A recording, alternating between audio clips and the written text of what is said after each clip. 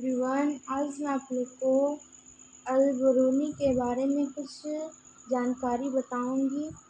अल-बरूनी एक फ़ारसी विद्वान था जिनका जन्म उज़्बेकिस्तान के ख़ारिज में हुआ था। सन 973 में उसका जन्म हुआ था।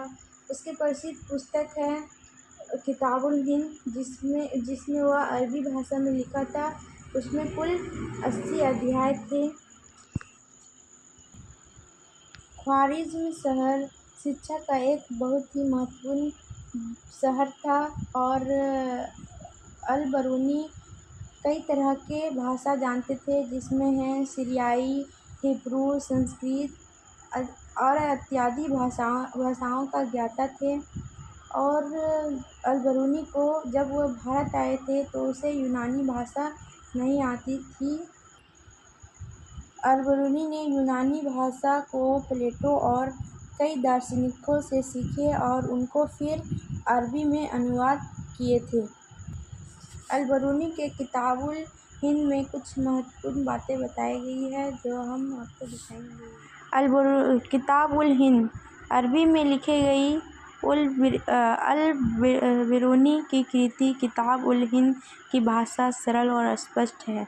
यह एक विस्तृत ग्रंथ है जो धर्म और दर्शन, त्योहारों, खगोल विज्ञान, कीमिया, रीति-रिवाजों तथा प्रथाओं, सामाजिक जीवन, भार-तौल तथा मापन विधियों, मूर्तिकला, कानून, मापतंत्र विज्ञान आदि विषयों के आधार पर 80 अध्यायों में विभाजित है।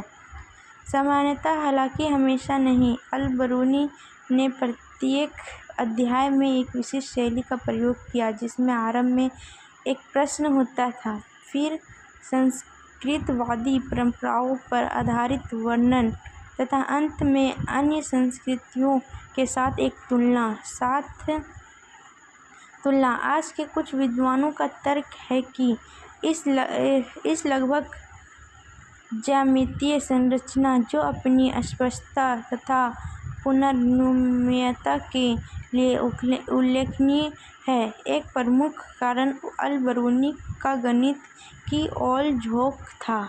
अल-बरूनी, जिसने लेखन में भी अरबी भाषा का प्रयोग किया था, ने संभवतः अपनी कृतियाँ उपमहाद्वीप के सीमांत क्षेत्रों में रहने वाले लोगों के लिए लिखी थी। वह संस्कृत, पाली तथा प्राकृत ग्रंथों के अरबी भाषा में अनुवादों तथा रूपांतरों से परिचित था। इनमें